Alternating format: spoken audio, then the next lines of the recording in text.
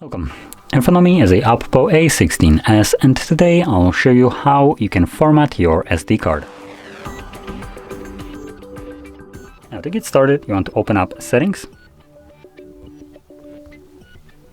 From here, scroll all the way down to About Device.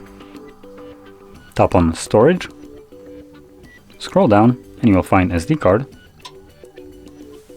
And in here, at the bottom, you will find Format SD card.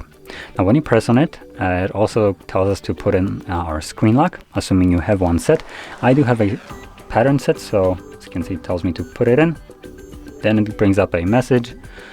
This will clear all data stored on the SD card. This action cannot be undone, format anyway. Obviously, if you have anything on your card that you want to keep later on, go back to it, make a backup copy of it before, and then come back here and format it. But assuming you have nothing that you want to keep, you can tap Format. It's going to start formatting it, and this process only takes a couple seconds and should be right about done any moment now. There we go, and it's finished. So there we go. Now if you found this very helpful, don't forget to hit like, subscribe, and thanks for watching.